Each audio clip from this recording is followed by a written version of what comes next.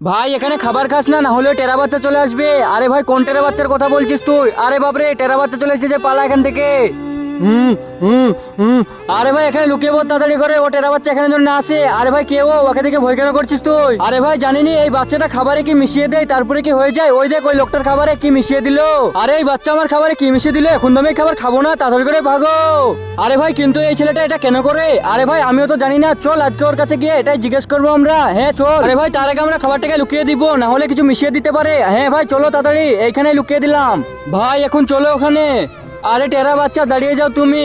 কিন্তু তার আগে তুমি যদি ছবি দুটোর মধ্যে কোনো একটা ভালোবেসে থাকো তাহলে এখনই ভিডিওতে লাইক করে চ্যানেলটিকে সাবস্ক্রাইব করে দাও। আর তুমি যদি এটা না করো তাহলে আমি বুঝে যাবো তুমি এই ছবি দুটোর মধ্যে একটাও ভালোবাসো না। আর কমেন্টে বলে যাও তুমি 1 না 2। ভাই তুমি খাবারে কি মিশিয়ে দাও আর কেন মিশিয়ে দাও শুনো তাহলে। আমার বাবার শরীর অনেক খারাপ ছিল, আর কোনো কাজ করতে পারতো না, তাই আমি লোকের দোকানে কাজ করতে যেতাম, কিন্তু আমাকে ছোট বাচ্চা মনে করে কেউ কাজই দিত না। তারপর আমি সবার সঙ্গে খাবার চাইতাম কিন্তু কেউ খাবার দিত না, এই কারণে আমি লোকের খাবারে আটা মিশিয়ে দিই। সবাই ভয় পেয়ে পালিয়ে যায়, আর আমি ওই খাবার নিয়ে এসে আমার বাবাকে খাইয়ে দিতাম। ভাই এই দুনিয়াতে কি কেউ কাউকে সাহায্য করে না?